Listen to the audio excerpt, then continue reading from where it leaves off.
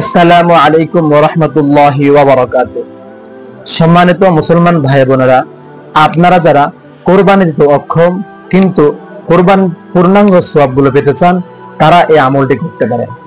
আজ হলো বুধবার, মাগরিবের পূর্বেই আপনার চুল, নখ এবং শরীরের অবাঞ্ছিত লোমগুলো যদি কাটতে পারেন এবং কোরবানি শেষ হওয়া পর্যন্ত যদি আর না কাটেন, তাহলে আল্লাহ পাক রব্বুল আলামিন আপনার আমলনামায় কুরবানির পূর্ণাঙ্গ সওয়াবগুলো দান করবেন।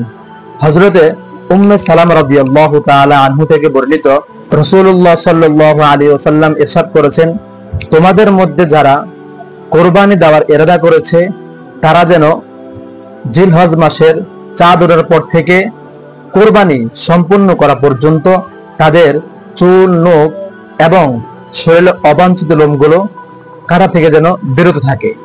আর যারা কোরবানি দিতে অক্ষম, তারা যদি এই আমলটি সুন্দরভাবে করতে পারে, আল্লাহ পাক রব্বুল আলামিন তাদের আমলনামায় এই কোরবানির পূর্ণাঙ্গ সওয়াবগুলো দান করবেন। সুবহানাল্লাহ। আমরা সকলেই এই আমলটি করার চেষ্টা করব। আল্লাহ পাক রব্বুল আলামিন যেন আমাদের আমলনামায় এই কোরবানির পূর্ণাঙ্গ সওয়াবগুলো দান করেন।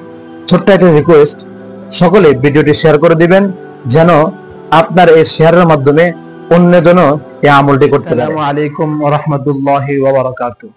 সম্মানিত দর্শক, আপনারা যারা কোরবানি দিতে পারবেন না বা কোরবানি দেওয়ার সামর্থ্য রাখেন না, তারা যদি কোরবানির পূর্ণাঙ্গ সওয়াবগুলো পেতে চান বা কোরবানির যে সমস্ত ফজিলত রয়েছে